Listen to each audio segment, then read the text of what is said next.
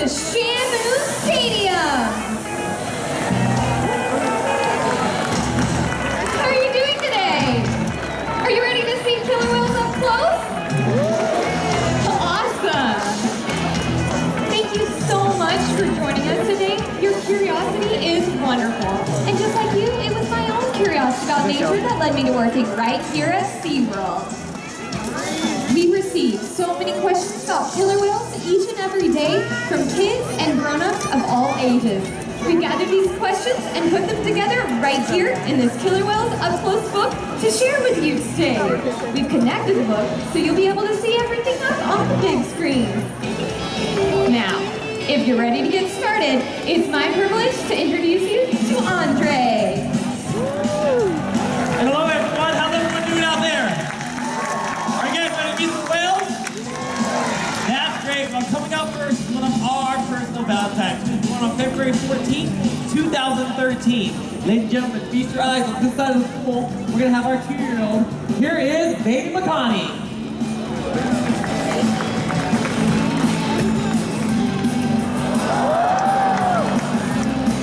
Get your Coke or lemonade, yes? Free unlimited retail. Stand in the pool, ladies and gentlemen. Here's our matriarch, Kasatka. Coming out next is our first baby chef who was born here in 1988. He's one of our smartest whales who pair multiple behaviors together. Ladies and gentlemen, get your eyes on that side of the pool. Give it up for Orkid.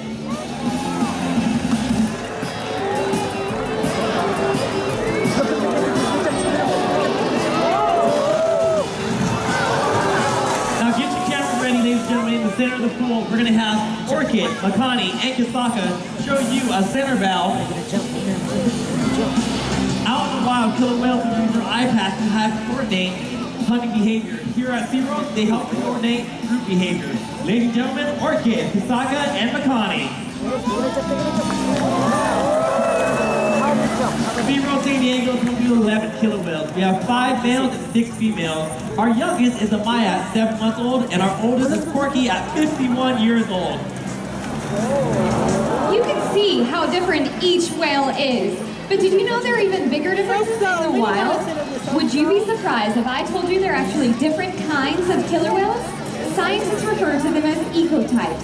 They live in different habitats, they have different body types, and they even pursue different kinds of food. But even though killer whale ecotypes are different, they're still considered members of one species, Orcinus orca. One question that we get asked all the time is how big does a killer whale grow to be? Well, the answer would depend on which ecotype you're talking about. Is it a 16-foot male in Iceland or a 30-foot male in Antarctica? Let's take a closer look. The remarkable thing about killer whales, no matter which type, is that they are found throughout our global ocean. From the Arctic to the Antarctic, and literally everywhere in between. They are found in so many different habitats and depend on such a variety of marine life for survival that killer whales are more intertwined with the fate of our ocean than any other marine animal. Truly, these awesome animals are the living symbol of our ocean, representing so much more than their own species. Ladies and gentlemen, let's hear it for our killer whale. Okay, let's check out some of your great questions. Here we go. So many people wonder about our trainers. In fact, raise your hand if you've ever wanted to be an animal trainer. Wow, that's a lot. But you should meet our dedicated trainers who interact with our family of killer whales every day. On main stage, we've got Robin, Andre, Amy, and John. Our killer whale trainers are so passionate about what they do here every day. And that makes me think of another one of your great questions. Do the trainers talk to the whales? I'll let you answer that one, Andre. We sure do. We may not talk to the whales like you and I talk to each other, but we have taught the whales different hand signals to help us communicate with them. Our ongoing communication is an important part of developing strong relationships. And because of these strong relationships, one of the things that we can do with our whales is help answer important questions through research. Here at SeaWorld, we have a unique opportunity to conduct research about killer whales, asking important questions that can only be answered in a setting like this. So much of what we learn here is being used to help killer whales in the wild. Of course, there are other questions that can only be explored by studying whales in the ocean. By exploring questions both at SeaWorld and in the wild, our combined research gives all of us a better understanding of killer whales and the places they live. And that's what I call working together. Research flowing in both directions, from our part to the wild and back again. That way, everyone can benefit. Let's check out another question. Oh, perfect. This individual wonders why whales jump. And I just don't happen to have the emoji. Look. Killer whales communicate in a lot of different ways. Sometimes they vocalize, and sometimes they use their bodies. A jump like that is called a breach. They're using their body to make a sound on top of the water. When a killer whale uses their body to slap the water, it creates commotion, both above and below the surface. This could be to show their excitement, or maybe display a little power, or just to get the attention of the other whales.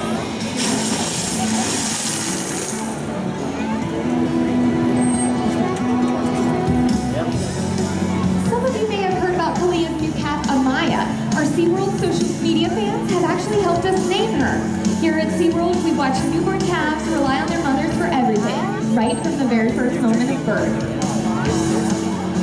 As a calf grows and gains some independence, it is looked after by other whales in the pod too.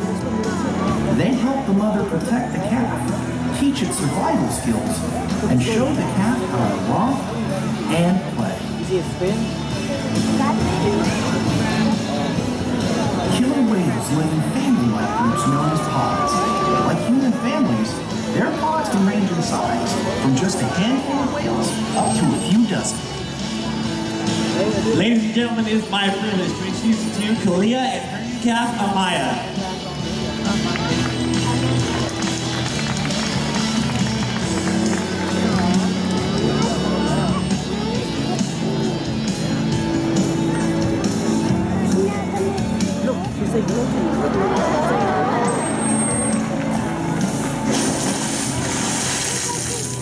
Okay, here's another really important question.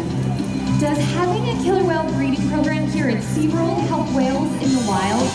Absolutely. Our successful breeding program helps us understand the developmental needs of pregnant mothers, newborn calves, and young killer whales. It's critical information because this is when the whales are most vulnerable in the wild. Gaining this type of knowledge is only possible through the research that we're able to do right here at SeaWorld. Recently, SeaWorld worked with researchers from the National Oceanic and Atmospheric Administration, or NOAA, to help them develop a model for identifying when a killer whale is pregnant by looking at aerial images of the animal in the wild. Prior to this cooperative effort, where SeaWorld provided direct, unparalleled access to our pregnant whales, researchers had no solid way of knowing whether or not a female in the wild was carrying a calf.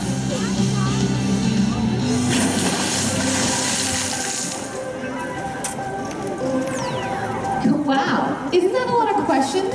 Believe it or not, we get them every day. We sure do. Killer whales communicate using all sorts of sounds. Let's listen.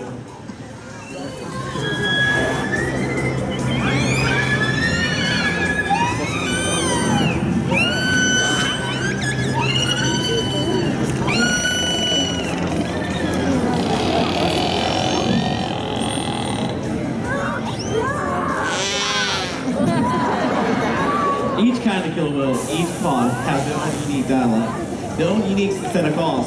But let's not forget, they also use body language. Sometimes they blow bubbles, bump into each other, or even scratch each other with their teeth, causing rake marks. These are the multi-line marks that you might see on the skin of killer whales and dolphins. This is one of the ways we see animals show dominance over one another during social interactions, both in the wild and here at SeaWorld. We've just learned that killer whales communicate by vocalizing and using body language. But do you remember how we communicate with them? Through signals. Here at SeaWorld, we communicate with our killer whales, and we want the next generation to be able to do the same. Next is my favorite part of the show. We have two happy volunteers, gonna be two of my favorite friends. And they're with trainers Amy and Jan. Say hello to Soren and Haley.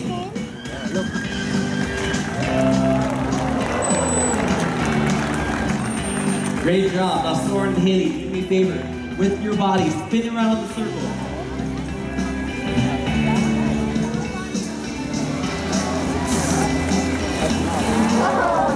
Great job, you're communicating with our whales. That's our 2-year-old Makani, he loves to splash. Now, as a memory of you meeting our two whales, we're gonna give you this whale tail necklace. Our whales are gonna give you one final behavior as you guys turn around and wave hi to all your fans. Ladies and gentlemen, one more time, give it up for Soren and Haley. I think we've got some future animal trainers. Don't you guys think they did a good job? Awesome. We've got another great question. Who takes care of you, Shamu? I love that question because it lets us give you a peek at how we care for these extraordinary animals. Okay, Andre, are the trainers ready? We are. The training you see actually allows us to take care of the whale. So when the whale learns to come over and off their tail flicks, we can actually get a blood sample. Now with that blood sample, some of the things that we can do is help check their general health, make sure they're healthy, and with our females, we can check and see if they're pregnant. Now the haul-out behavior we're about to see with our youngster Makani, not only is it a great photo opportunity, but we have a giant cool little scale in the back of one of our photos. Go hold perfectly still, give us an accurate weight. Now with this weight, we can make sure that the calves work properly and our adults are staying healthy. Now hand behaviors you see, such as side reach and fast move, are behaviors that killer whales do out in the wild and here at SeaWorld. So if you take a look, we have Kasatka going on what we call a back dive with the cape landed in her mouth.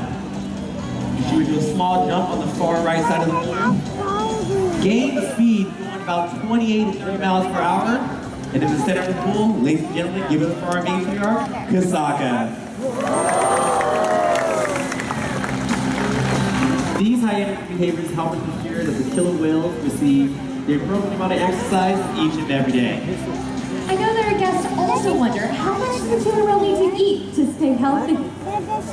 Just like us, each killer whale's need is completely different. Our 2-year-old Makani is still growing and nursing from his mother Kasatka, so he's eating about 50 pounds of food.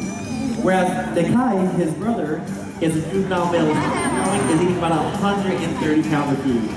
Now it's important to know that the killer whales will receive all their food no matter what they do each and every day.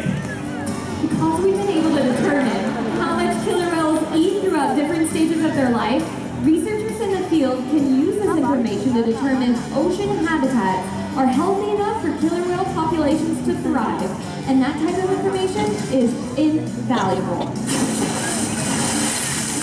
You know, food, exercise, and physicals from our veterinarians are all the killer whales need. Each whale's well-being is important to us. We want to make sure that their mind is stimulated and challenged too. So if you take a look at our screen, you're going to notice toys. That's actually recycled fire hose that we get from our fire departments and giant toys. We call it environmental devices. You're also going to notice kelp. That's something that the killer whales would enjoy out in the ocean and here at SeaWorld. And you're going to notice jello that we can actually make into suction cups, put on our glass, and the whales love to come over and take it off. Now if you take a look at the glass, we have Amy on my left, our 2-year-old Makani, who's still pretty young and still enjoying nice rub downs. Whereas Kasatka is hanging out with her trainer Robin on stage and trying to mimic him. So if you take a look, she'll come up and try to move her pectoral flippers just like he did. And Nakai, a juvenile male, one of his favorite games is hide and seek, so you'll notice him playing with Shannon. Huh? You know, with all the food and games we provide, the best encouragement for our whales still seem to be the different social interactions between the other whales and our team of experienced trainers. Okay, how about a question for all the kids out there? I know you all want to know who would win if a killer whale squared off with a great white shark. Raise your hand if you think the shark would win. Okay, I see a few hands. Now raise your hand if you think the killer whale would win. Yeah, that's right, the killer whale. You see, a shark hunts alone, and a killer whale hunts in a pod of killer whales. So it's not even a competition. Killer whales have even been known to hunt blue whales. Do you know how big a blue whale is? At over 80 feet, it is the largest animal to have ever existed on our planet. But killer whales can hunt these blue whales because they work together as a group to overcome challenges much bigger than themselves. You know, we can learn a lot from them about how to overcome challenges that our ocean faces. In fact, if we collaborate like the killer whales, we can change the fate of our ocean and our world. Awesome. We've got some more questions. These are some of the common questions that always come in. Okay, here we go. First one. Why do some of the dorsal fins curve? Great questions. Dorsal fins lack any kind of skeletal support, such as bone or cartilage, to support their height or weight. They're made completely of connective tissue. If an animal spends more time at the surface of the water, the tissue in the fin may weaken and the dorsal fin may start to bend. We occasionally see this in the wild and here at SeaWorld. Next one. How fast can they swim? Depending on their body weight, killer whales can swim close to 30 miles per hour. Check it out.